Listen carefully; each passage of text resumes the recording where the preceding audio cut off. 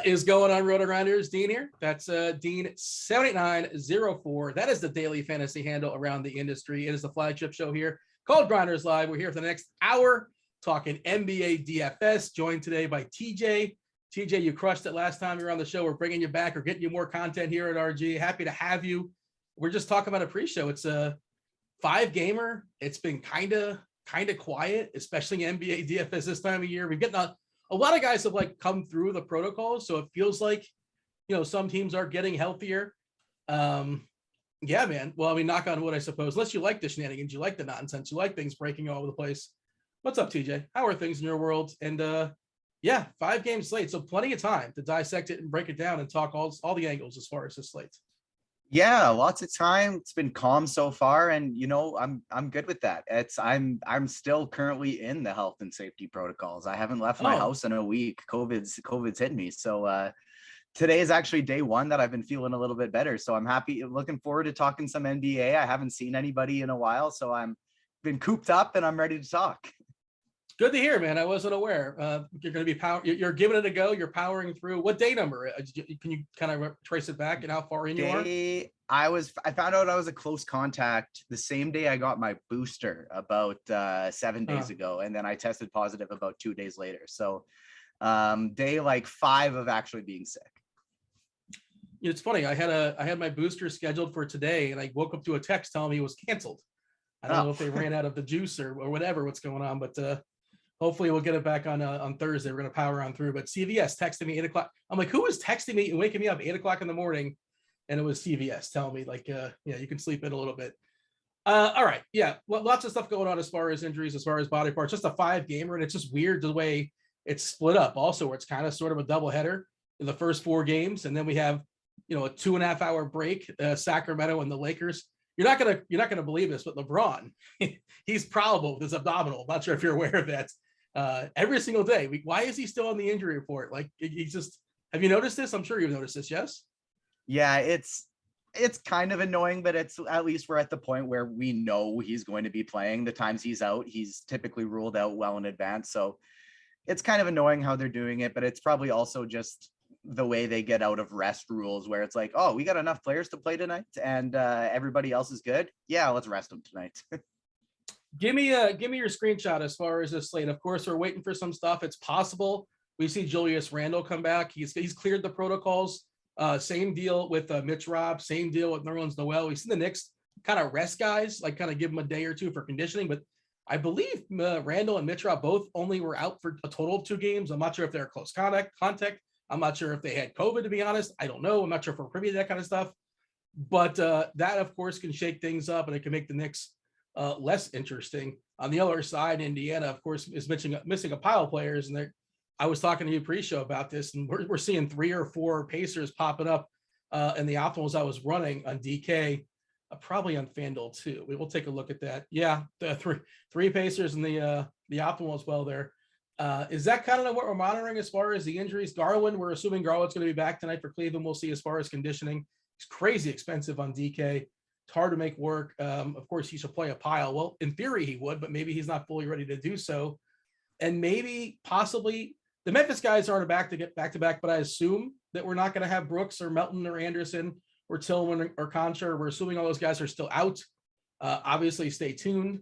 Your thoughts as far as who we're monitoring? Again, it's not, at least as of right now, it's the NBA. It's 2022. Things change every minute, but kind of quiet. What's your general plan and what's your thought process as far as those guys that are questionable?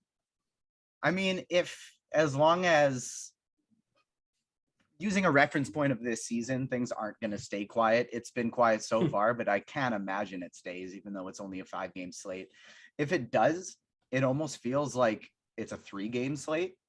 I'm definitely, especially if I'm mass multi-entering, I'm not concerned if I'm not going to take anybody out of my player pool, but if I'm only playing one lineup, this Spurs Raptors game, this Knicks Pacers game, as well as this Lakers Kings game, I feel like almost all of my exposure is going to be coming from that. So maybe this news hits us. The Knicks situation's weird because I saw a report that Mitchell Robinson, the only reason he missed a few games was because it was a false positive, and that's why he's back so quick.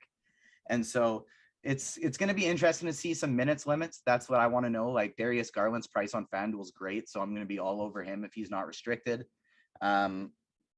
We kind of still need to get some news before we know too much, but Darius Garland's minutes is the biggest one I'm looking at. Yeah, and like you said, tell two different sites. Garland is 9-4 on DK, 7-8 on FanDuel. Obviously much more playable there on FanDuel, and we do want to see what his minutes are going to look like as well, or some kind of a projection. Maybe we get something from the coach an hour and a half before the game. You want to just go ahead and dive in and break it down game by game and get started. And of course, some stuff will come up organically. We do want to say what's up to YouTube. Hey, hit that like button. Do subscribe. Do turn on those notifications. And always, we ask you guys to join the conversation. Where's the conversation? Unfortunately, it's not on YouTube. It's in our Discord channel, rotogrinders.com/Discord. Go to the live stream chat channel. We do have some premium channels. This is not a premium channel. This is a free channel.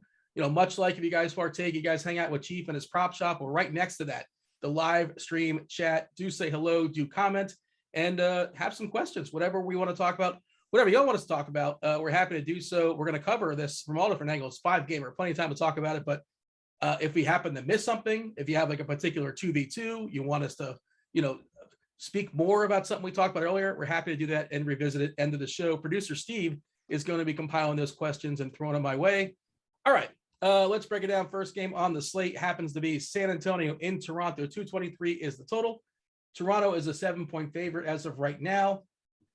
The big one, of course, on San Antonio, they are without their best player in DeJounte Murray. McDermott is still out. Lonnie Walker is still out.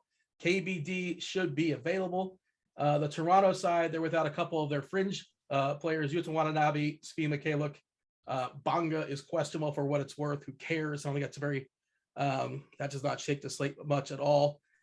Raptors, are they your favorite team? I just assume like it's everybody in Canada. Is that, I know you're not close to Toronto. I don't think you are close to Toronto, but de facto, is that your default favorite team in the NBA? That's my default favorite team. I think like miles wise, the closest is the Timberwolves. But Okay. yeah, the Raptors are my favorite team. So the last few years ago was pretty big, pretty exciting. It makes no sense because they're in the same division, but I like the Celtics too. It was one of those things where I was a little kid and I really liked the color green. So I was like, yeah, Celtics. And then I got older and learned like, this is a conflict. But yeah, the Raptors are probably my favorite team. Tonight, not so much. But in general, yeah, they're my favorite team. Yeah, the minutes are going to be there, right? Nick Nurse he's the new Tibbs, he wants to run his guys into the ground.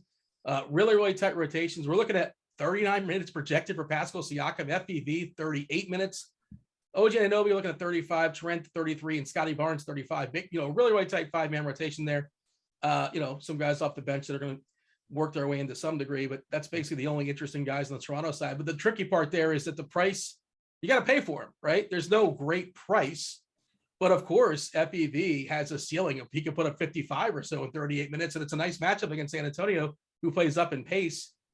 You kind of alluded to it, though. It doesn't sound there's no like cash game play on the Toronto side. That's just not the way it goes down. But what about for tournaments? Your thoughts as far as the Raptors? It kind of depends on the two sites, and I'm sure this is going to be something we talk about a lot, just because the pricing between the two has been so drastically different lately. But on FanDuel, I definitely think you can go to Scotty Barnes at 7,200, OG Anunoby 6,400 over there. That's a nice price tag for him. Anytime one of these guys is aggressively cheaper than the other one of the big four, I don't mind going to them. Like Fred VanVleet at 9,900 there.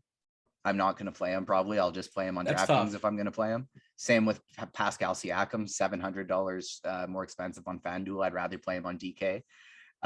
So Scotty Barnes and OG, the FanDuel plays, and I don't mind paying up for Siakam and VanVleet on DK as a tournament flyer. Yeah, you're right. It was worth mentioning FanDuel specific. Those guys, in theory, they could be cash game plays. Like they're perfectly fine. Talking about OG and Anunoby has a pretty good price over there. Barnes' price not too bad either. And DK a little bit trickier. And they're all kind of like fantasy point minute players. OG Anunoby in the season, DK 0.95, Scotty Barnes 0.96, FEV 1.12, and then Pascal 1.14. Trent at 0.84, kind of scoring reliant. If you were to rank your interest, just kind of run them down basically as far as the Toronto side. I guess you kind of said it there, but if you can reiterate, 5-game slate, got to fill some time here. We got time. Your favorite Raptors, yeah. On FanDuel, OG Anunoby, followed by Scotty Barnes, followed by Gary Trent. And then I guess Van Vliet for the upside. It's a small slate. You can pay up for whoever you want. On DK, I'll get that Pascal price at 8.7K. I think that's, there's a ceiling I think there. on DK, I think Siakam at 8.7 would be 1, Van Vliet would be 2, OG 3, Trent 4. Yeah, that's where I'm at over there. I just pulled up the ownership stuff and I was curious to see, and it kind of is reflective. I think it's kind of high, but it is a five game slate. But Siakam, we have currently 24% projected on Siakam. That's a pretty big number. That feels too high to me. Yeah, that feels too high to me too. Not too high as in I don't think the projection is right. Too high as in I don't want to get him if he's projected for that. Oh, okay. Yeah, I got you. Fair enough. FEV at 19%, and it'll be at 12 and change. Trent at 5 and a hook, and Scotty Barnes at less than 2%. We'll jump on over to FanDuel as far as what we have. The most high projected play over there is Anunoby. You kind of referenced that as far as this price, 6.4K, pretty solid price. Versatile, you can play at both forward spots. And then Siakam, Barnes, Trent. Let's jump over to the San Antonio side, which in theory should be a little bit more interesting. There's some potential cheapies as well. We kind of alluded to earlier in the show, like the other cheapies on Indiana, which I don't know how fragile they may or may not be, but they only have so many bodies to go around. And you were talking to me about potentially some of the San Antonio guys as pivots away from, as far as, cheapies on Indiana, swap them out for cheapies on the Spurs. Yeah, we're looking at Bryn Forbes, on DK. He's 3.9K. 24%. Devin Vassell, we're looking at high 20s as far as minutes. And then there's Trey Jones, who I just became aware of his existence not too long ago. It's like, okay, this guy's getting some meaningful minutes again. They're without Murray, their best player. If it was just raw points, we're talking about Derek White. Derek White has a decent shot to get himself a double-double with the assists. And I'm okay at 7.2K at Derek White. I think he's a really solid play. I feel like actually he might be a little bit low as far as his projections. I like him a good bit. Your thoughts as far as the Spurs, and specifically, let's start with the cheapies. Do you have a favorite cheapie amongst the San Antonio Spurs? My favorite cheapie is probably Trey Jones, just because other than Derek White, he's the most likely to get point guard minutes, I think. And like he's got almost the same projection as Sykes, and he's got half of the ownership. And so Trey Jones would probably be my favorite. The only thing really sketchy about this Spurs situation is I was all over them the last night that they did very well. The only thing scary is now that Bates Diop is back. Now, who knows exactly how many minutes he's going to play. If he's not in the starting lineup, I'm not worried about it. Bates Diop, that is. If Bates Diop is in the starting lineup and all of a sudden we don't see Vassell there or something like that, all of a sudden I am a little bit more worried about these pieces, because I don't want to play Bates Diop, but I really want to play Vassell and I really want to play Trey Jones. And so I want to see the starting lineup before I commit too much, but I do like specifically Vassell and Jones quite a bit. And on DK, where Bryn Forbes is only 3,900, I like him there too. 46 on FanDuel, not as much. He's one of those guys that he plays when he's hot, and when he doesn't play that much. And he's a good volume scorer off the bench when he's hot. So Popovich likes going to him at times, but it's very much, he doesn't have a safe minutes floor. He has a high minutes ceiling, but he doesn't have a safe minutes floor. Forbes is kind of like Lonnie Walker, or kind of like Anthony Simons. Like where you say, if he gets going and scores buckets, he's great. But if he's not scoring buckets, you're in a lot of trouble, because he's not going to get there any other way. I think that's kind of what you're alluding to. Does that sound about right for you? Yeah, and like he does get there. Like last game, he was doing a good job of getting there with the peripherals, but like it seems he only does that when he's also hot. Like he's not the type of guy who's gonna, I'm 0 for 5 today, I better play hard D, get a bunch of rebounds, set my teammates up. Like it's all or nothing kind of thing. He took 22 shots last game, 10 from 3. Man, Simons, shout out to Simons last night. Chalky Simons went absolutely nuts. And Narrative Street, condolences. He lost his grandfather the night before. He said he dedicated that game to him. So there you go. Yeah, he put up like 43 real points in the bucket. That was pretty amazing last night. But, unbelievable. Hey, yeah, this is daily fantasy sports. We care about tonight and tonight only. Who cares about yesterday? Whatever happened then, clean slate, starting all over again. So as far as the projected starting lineup, we're looking at we're expecting Jones, White, Diop, big body Keldon Johnson, and Jakob Pertl, the draw the start. And then the guys off the bench, the main guys will be Devin Vassell, Forbes. There's not a lot of depth there. Like, I mean, there's Brad Thad Young has been taking some DNP CDs. He just got buried in that bench for whatever reason. They signed him this offseason. That there's Jock Land. I love Jock Landale. I just love that name. It sounds like an Anchorman character to me. I don't believe that's a real person's name. I don't love Brick BFS. Camlin's stepbrother. Yeah. Like, I feel like he fills in for Brick whenever Brick oversleeps or something like that. Yeah. So run through the other pieces. Anybody else kind of like pop for you as far as San Antonio? And I think we can see potentially a Derek White ceiling game. Why can't he put up 45 tonight? Why is that not in the cards? Yeah, I think it's definitely on the cards, especially on DK where he's only 7,200. I like him there a lot more. I like Pirtle a lot too. Like, center has been so strong every single night, and so I don't get to him very often. But he's, as a Raptor fan where Pirtle used to play, he's got a lot of skills that go beyond just rebounding like he usually does with the Spurs. And so when you get a guy like Murray out, you see a lot more opportunity for Pirtle to showcase his playmaking ability from the post, which he does have. Him and Siakam used to have a really nice slicing and dicing back cut play off the post when he was with the Raptors. So I like Pirtle quite a bit. Keldon Johnson's all right. Wait for the starting lineup is the big one for this, though. I don't really want to play Bates Diop. He seems like a guy who could play 8 minutes or 38, but 8 seems more likely even if he starts. Vassell, if he happens to start, is great. Even if he doesn't, I like him. Forbes, if he gets hot, he could absolutely smash, but I like him better on the DK price. Yeah, Pirtle's one of those guys that's just sort of like steady Eddie, right? He's like 6K-ish. He's going to give you like 30 to 35 points. And he will. He'll get those double doubles. Good screener, good on the glass. I'm kind of biased against guys. I forgot him playing. Well, when did he play for Toronto? How did I just completely forget this? Was it a couple of years ago? Yeah, so him and Siakam were drafted in the same year. He was actually drafted ahead of Siakam. He was their number 1 pick in that draft. Okay. And yeah, they were just rookies off the bench. He was traded in the deal. To the Spurs? I can't even remember what it was. Was there a team in the middle before San Antonio? I don't recall. There wasn't a team in the middle, but I believe it was a trade and not a free agent signing.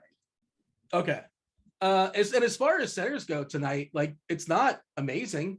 It's only 5 games. You're not going to have, obviously there's no Jokic and there's no Embiid and guys like that. It's a lot weaker than what we've been having lately, because it seems like if Embiid and Jokic aren't on the slate, or even if they are, there's also 7 amazing value centers, and we don't have that yet tonight. So I don't mind Pirtle.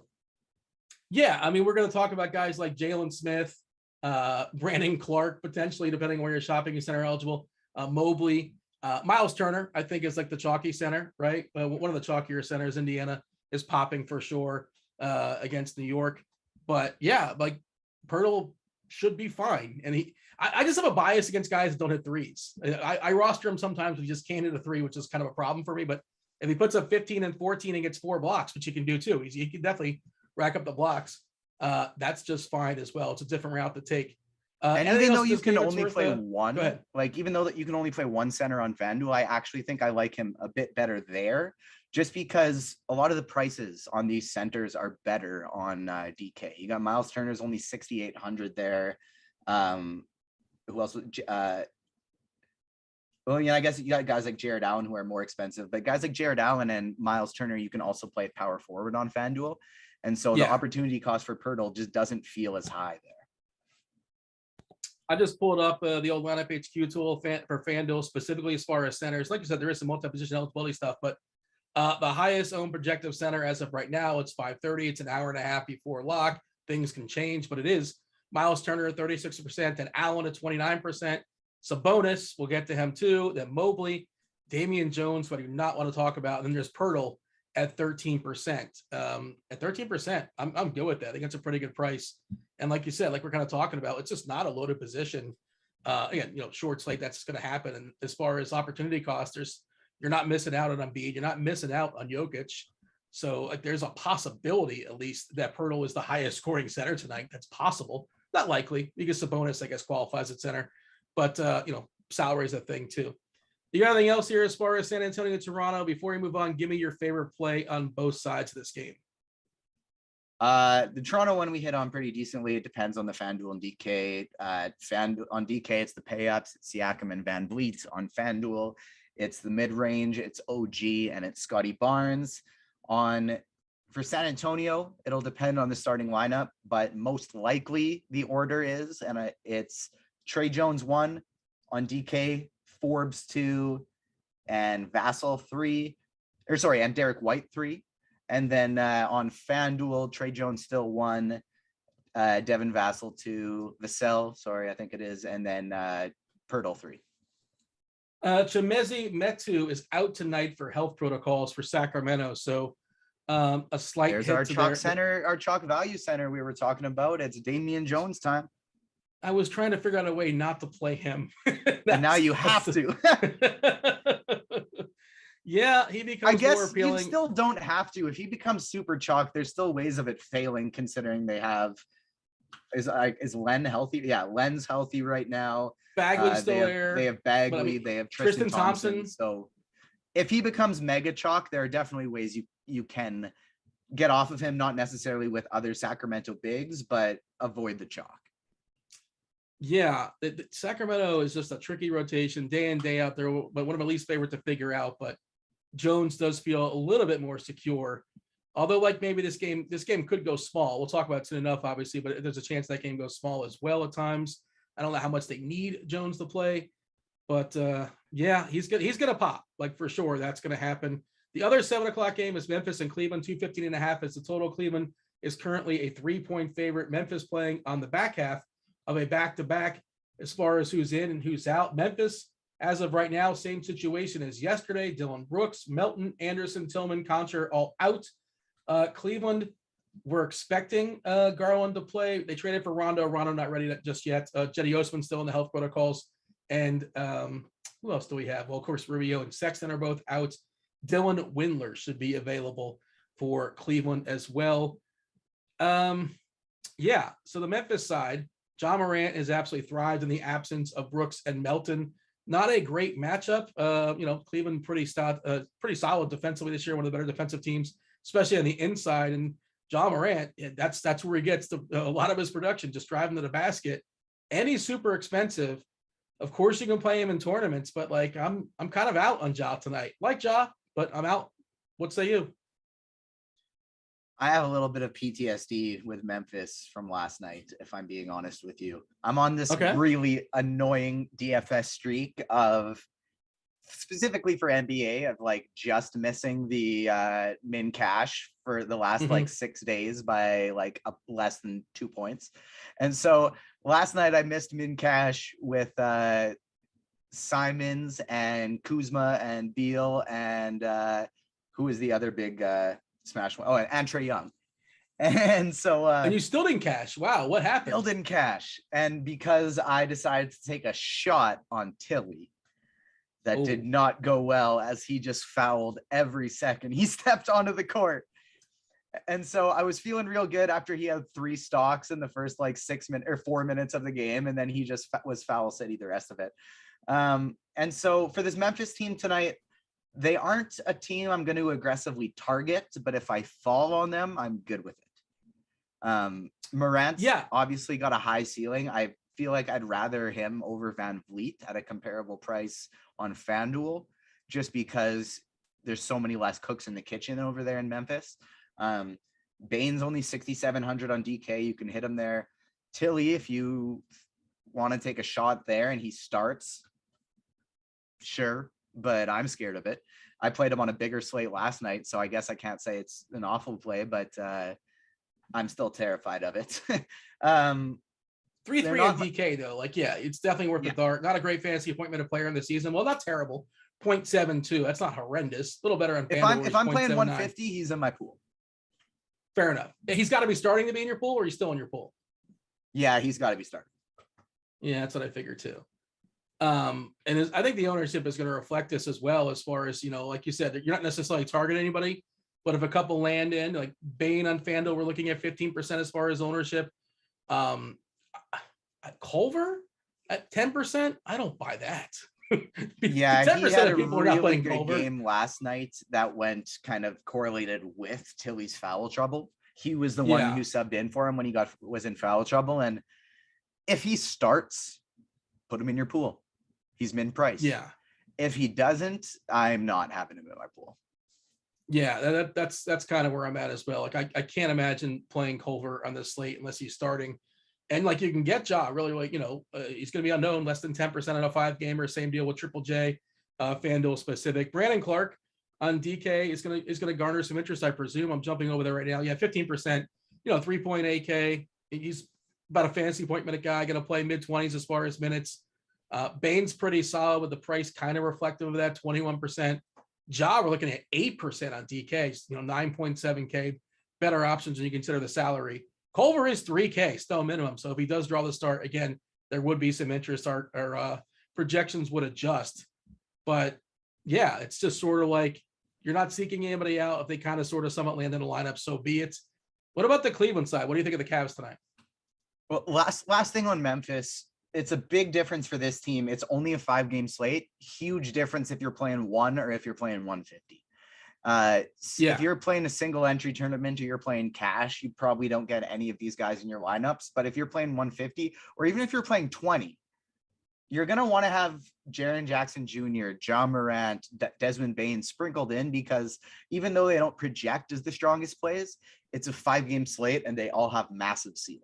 So keep them in your pool if you're playing lots, sprinkle them in. If you're playing 1, probably aren't landing on them tonight. For Cleveland, it all depends on the Garland minutes for me. It all depends on the Garland minutes, because obviously on DK, we're not playing him at 9,400. But again, 5-game slate, 150. He has a huge ceiling if he's not limited. So maybe keep him in your pool. On FanDuel, if he's not limited, he's borderline lock button territory with how much he's going to have to do in this offense. No Sexton, no Rubio. I can't wait to play him, barring he's not limited at all. Yeah, he has not played since 12/26, the day after Christmas. So we're looking at 10, 11 days ago. He was in the health and safety protocols, and each team is handling the conditioning stuff differently. You never really know how they're going to handle it. But and as far as just kind of throwing him back out there, we'll see. Maybe we'll get a report. Maybe we'll get a beat writer giving us a heads up as far as what they expect, or some minutes monitored. And sometimes coaches just flat out lie. It's like some coaches lie more. We're going to monitor minutes. And like with Jaylen Brown, we've seen that a couple times on this year where he plays like 40 minutes. Like, I guess they were monitored. It's like, okay, you still good? I'm good. Okay. Like, keep it going. Keep playing. You're doing good. Yeah. So that does dictate as far as how you feel about Garland. If he does play 35 minutes or so, you can play him on either of the sites. Kevin Love has just been incredible this year. I always talk about how amazing he's been fantasy point per minute. The tricky part with him is he's kind of old. He has his injury history. They need him to stay healthy. Like, if they're going to make any sort of like playoff run event, if that's even possible. 26 minutes is our projection on him. Jared Allen, we're expecting 33 minutes out of him. And then Mobley, future rookie of the year, hopefully. Certainly in play for me. I'm not necessarily targeting him, but it's one of those deals where if I land on Mobley, okay, I'm not blowing my lineup up. Okay, if Mobley fits, let's go, move on. Your thoughts as far as the rest of the pieces on Cleveland? Yeah, so before I get too deep on Cleveland, I want you to tell me which of these two people is Kevin Pangos and which one is me. I'm so happy Kevin Pangos is getting minutes in the NBA right now. As a fellow Canadian, I met him when he was at Gonzaga. Like that actually was me and Kevin Pangos there. I was in a tournament when I was in high school, and he was in his first year at Gonzaga, and we got to hang out in the gym while they were scrimmaging. It was pretty sweet. Did you just show a picture? Because I was not watching the video. Did you just flash a picture and then? When I said which one is me and which one's Kevin Pangos. Hold on, I pull it back up. I wasn't watching it. Yeah, now I got to pull the video up. It's a whole process. I should watch. Yeah, you got it. Oh, now I see. Okay, you got to be. I guess you're the one. You got to be the one on my right. Is that you're wearing a tank top, I believe. I'm the shorter one. Yeah.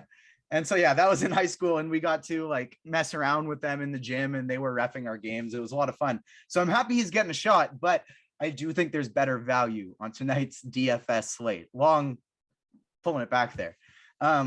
Same story as before. You're playing 150. you never know. Maybe he outscores Trey Jones and Sykes and you have him in your pool. You're set up very, very well. So I'm not Xing him out if I'm playing a bunch, but he's not somebody getting in my lineups today on single entry. I like what you said about Mobley. What I like a lot about him is with Markkanen, with Love, with Allen, and Mobley, if somebody's getting the shaft in that closing lineup, it's not Mobley.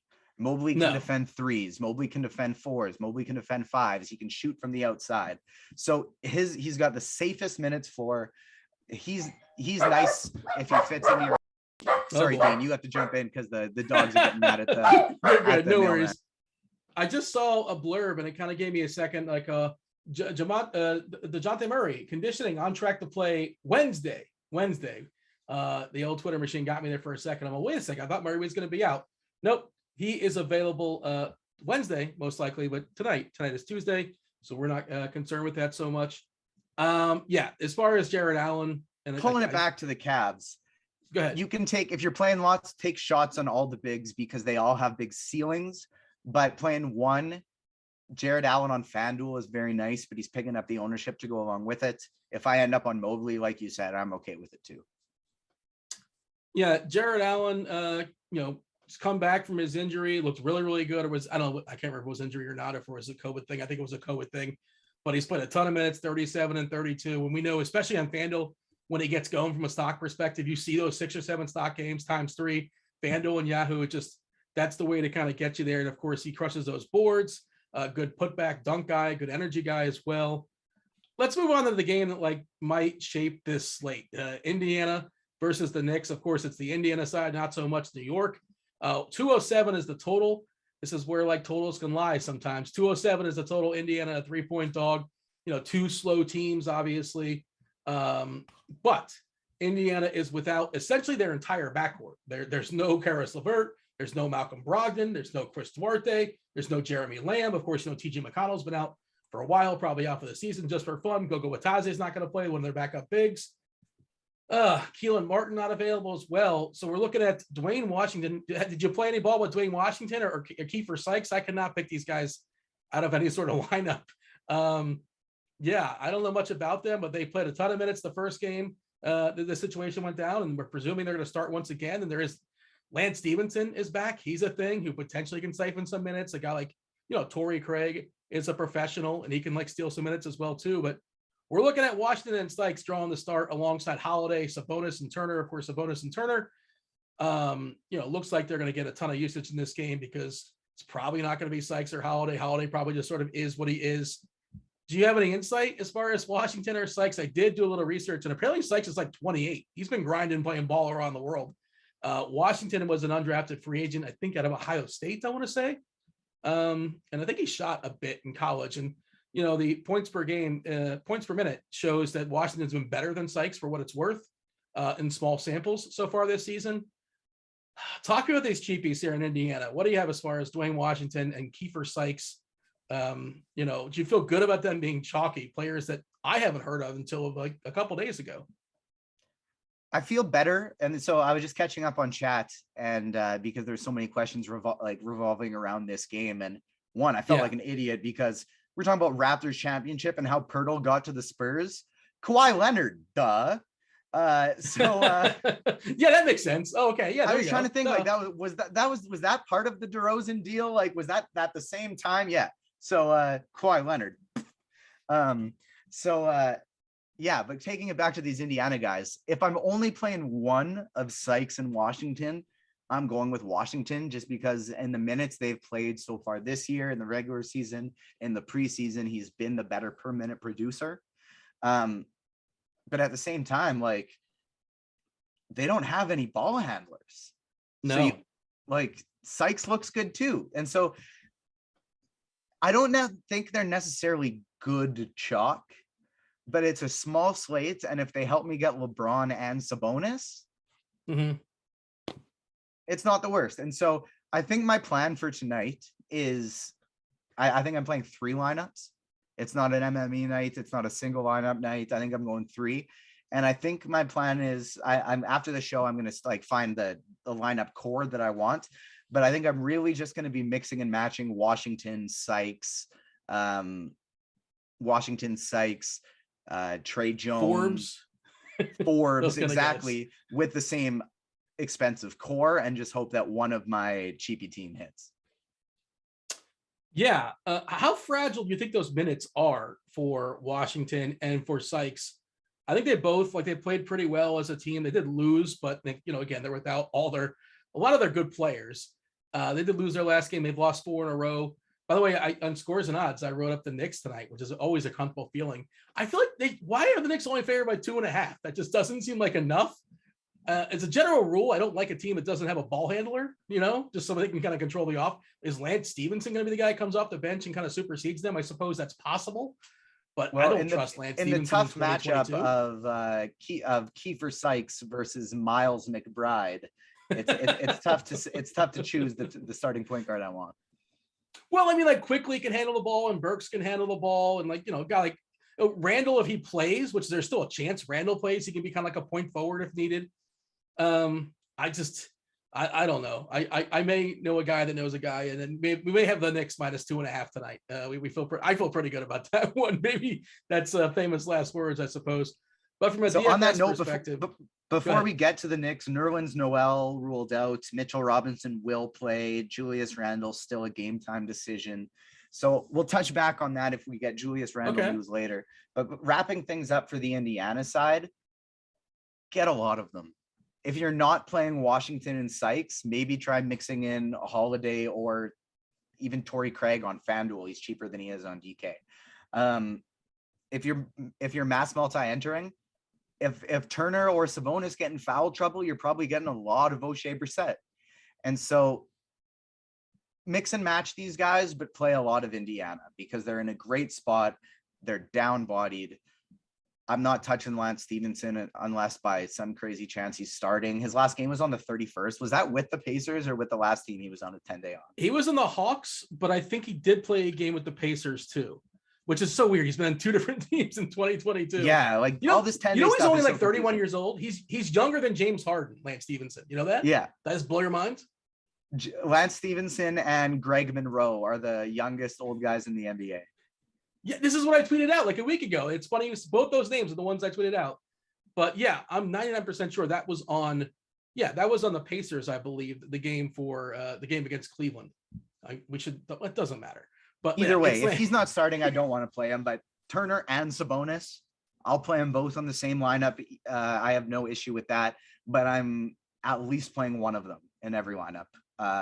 Since I'm playing 3. If I'm mass multi-entering, I'm not going to make that rule. But personally tonight, I will have Sabonis and or Miles Turner in all 3 of my lineups. Would you be okay playing 4 Pacers? Again, I hit the optimals before the show. And of course, it's to some degree, it pushes down your ceiling if you're running 4 guys in the Pacers, but it's a 5-game slate. And amongst the 4 guys you're running are 2 super, super cheap guys as far as total salary. Kiefer Sykes and Washington, no shock. Those guys are hitting optimals. Doesn't mean they're going to get there. But would you be okay playing 4 Pacers in one lineup? Yeah, like it depends on the 4. I'm not playing Washington, Sykes, Holiday, and Craig together. But yeah, I don't mind getting 2 of the cheap ones. And then if 2 of the expensive ones happen to fall in my lineup, like Turner, Sabonis, and 2 of the cheap ones, I'm not saying no, that's not okay. But I'll probably try and keep it to 2 to 3.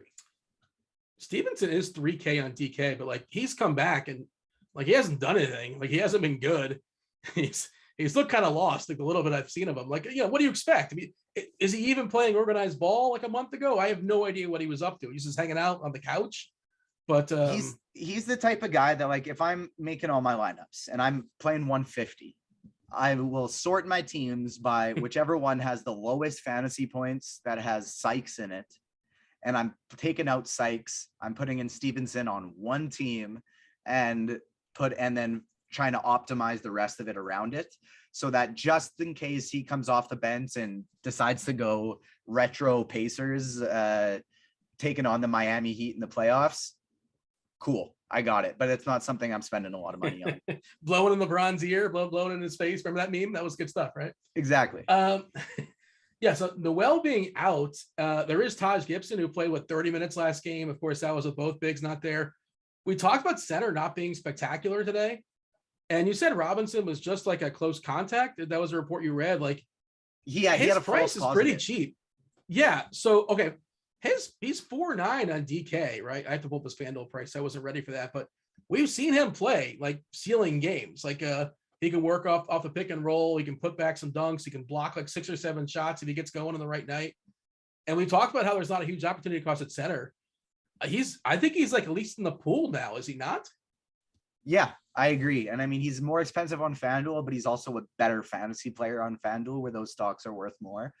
Yeah. With no Nerlens Noel to steal the minutes, conditioning's been an issue for him all year, but at the same time, it shouldn't be any worse now because it's not like he was actually sick. He was still working out on his own throughout that time because it was a false positive. He said he had felt fine. So yeah, he's in the pool. I don't mind him at all.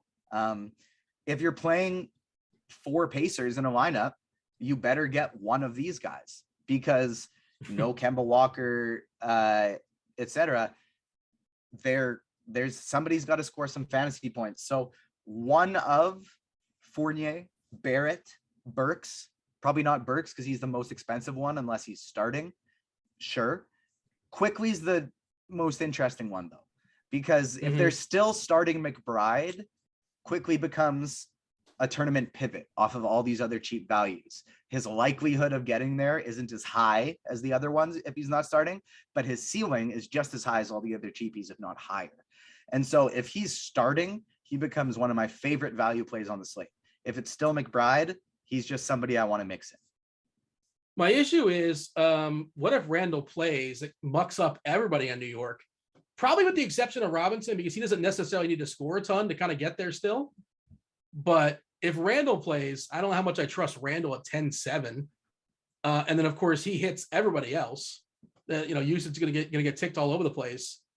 And I know you're supposed to game stack, right? Like in theory, if you're playing 3 or 4 guys in Indiana, you're probably supposed to run somebody back in New York, but nobody is like a positive value as far as I can tell. If Randall plays, if he doesn't play, like you said, like Barrett and Fournier, they're pretty interesting quickly as well.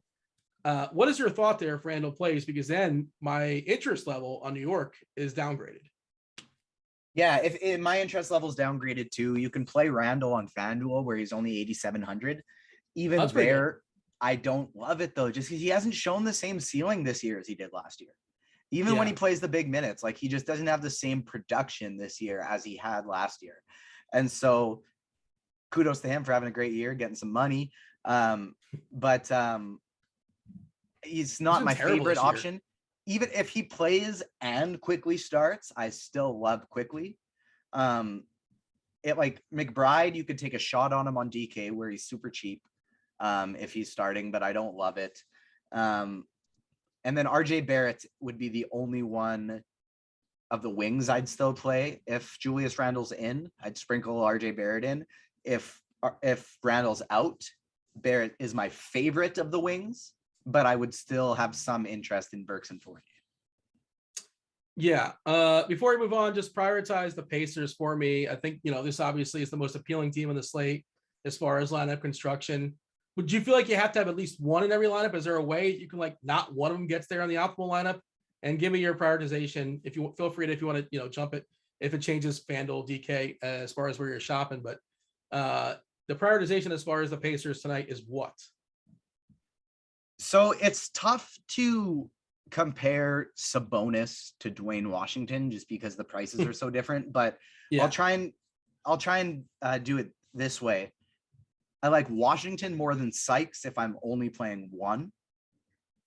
I'd target Sabonis over Turner if I'm only targeting one, even though the prices are very different. I would try, as I'm only playing 3 lineups, I'm going to have Washington or Sykes and Sabonis or Turner in each of my 3 lineups. All 3 will have at least one of the 2, but that's how I prioritize them, is Washington over Sykes and Sabonis over Turner.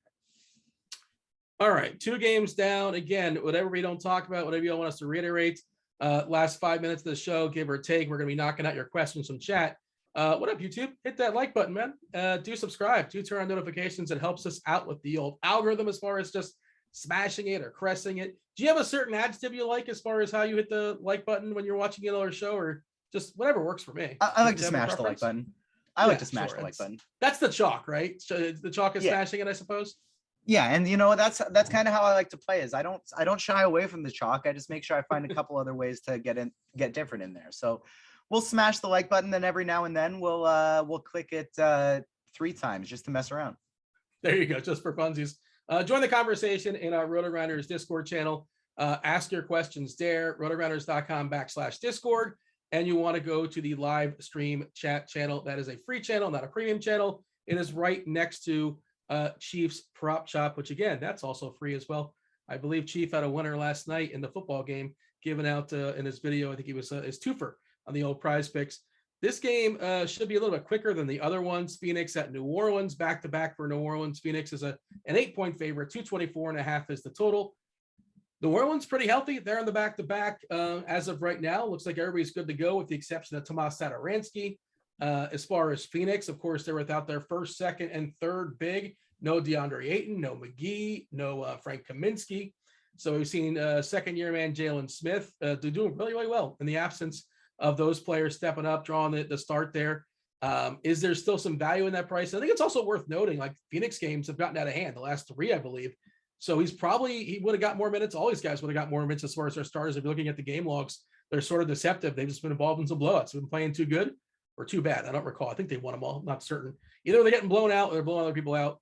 Jalen Smith, probably the most appealing play, or Chris Paul revenge game is 7-4 on DK, which seems a little bit too cheap when you consider it, the talent. And again, we can't assume it's going to be a blowout if he plays 30 minutes or so against New Orleans guards, where we're looking to save some salary in some spots. Of course, LeBron is a point guard as well, too. I think you're more likely to play him at forward. Your thoughts as far as the Phoenix side? Yeah, in terms of the Phoenix side, Jalen Smith is a solid mid-tier option on both sites tonight. Not somebody I'm heavily targeting, but somebody that if I'm in that price range, I'm definitely good with it. Just because even if this game blows out, as long as he's not in foul trouble, he'll probably still get solid minutes. Like if they want to run, I doubt they are just going to fire Bismack Biyombo out there for a ton of minutes, just be on a 10-day contract. Even though they've been reluctant to play Smith so far this year, when he's been looking pretty good, and he's a young guy that they targeted in the draft. So yeah, he's my favorite. Chris Paul on DK is nice. He's a bit more expensive on FanDuel, but still not bad. This isn't my favorite game just because it's got the biggest spread. The Suns are fantastic. The Pelicans aren't very good, but I don't mind getting to some of these guys, especially Paul on DK. I don't mind Booker on FanDuel where he's a bit cheaper.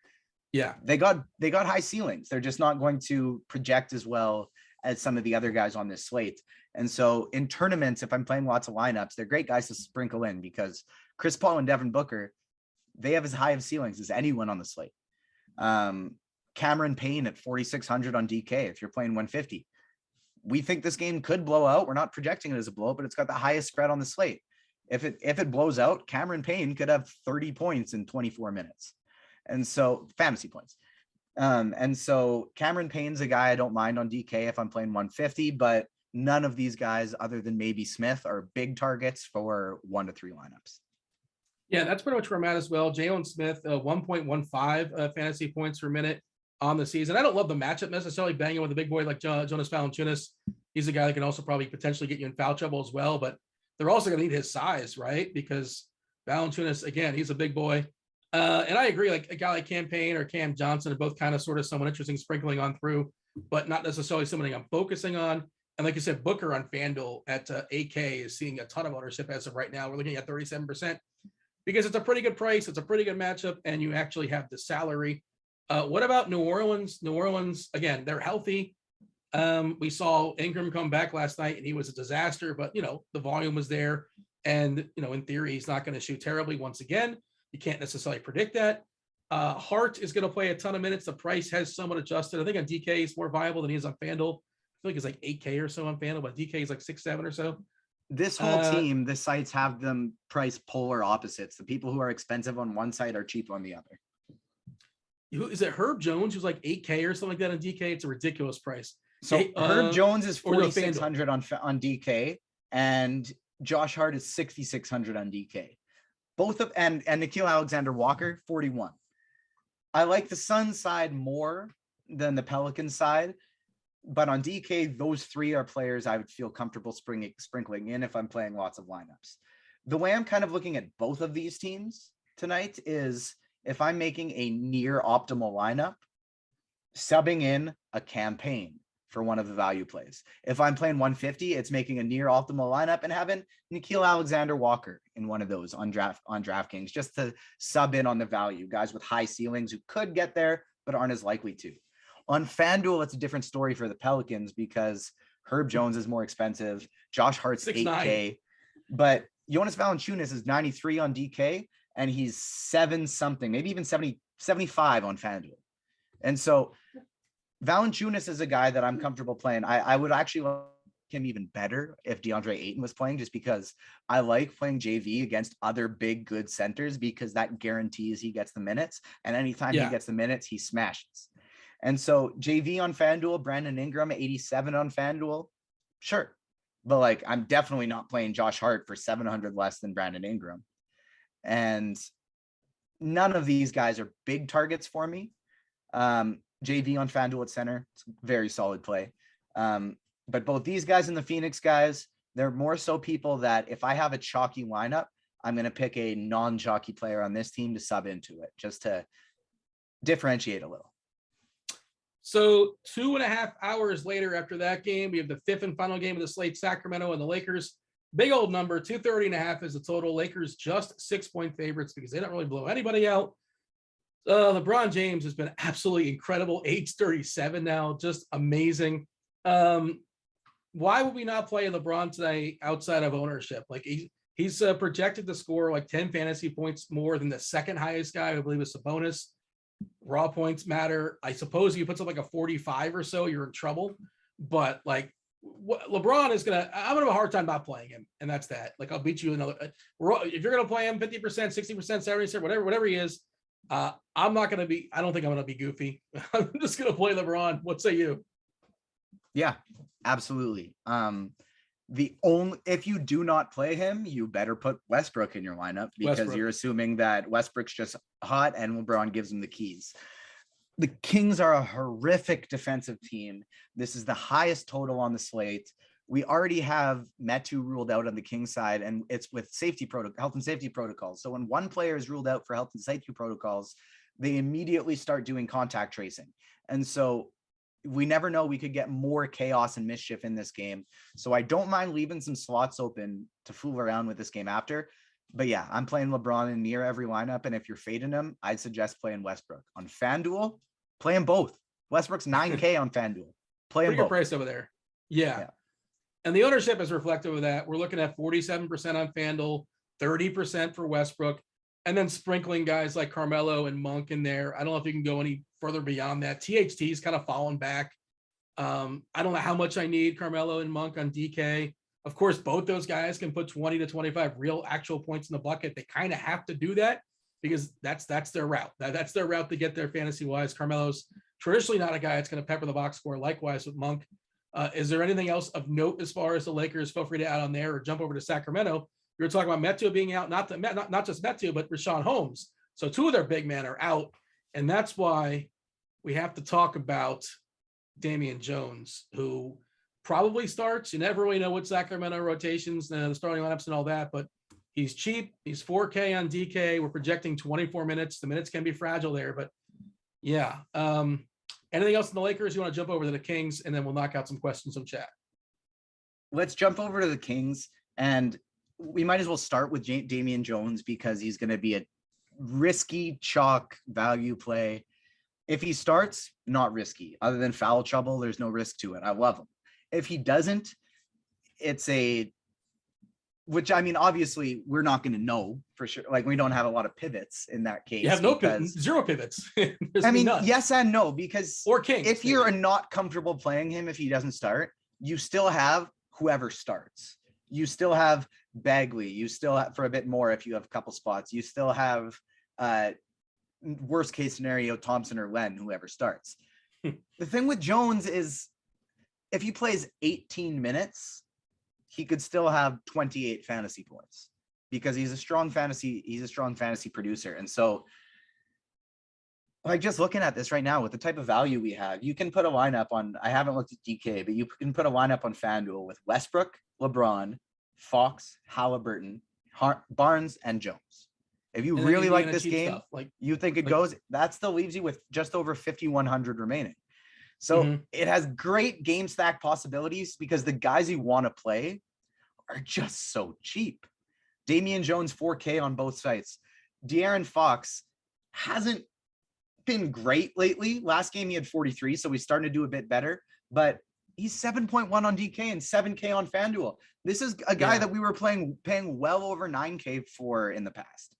And so, yes, Halliburton has assumed more duty lately, but he's also actually seen a price drop since his went back up. He was overpriced when he was in the 8K range before for what he was doing because he was priced up for Fox's absence. And so I didn't love going to him, even though he could hit that 50K range, even without Fox, even with Fox there. But now his price has dropped too. He's back in the mid to low 7Ks. And so this is a real fun game stack spot. You got the cheapie with Damian Jones. You have De'Aaron Fox and Halliburton at good prices.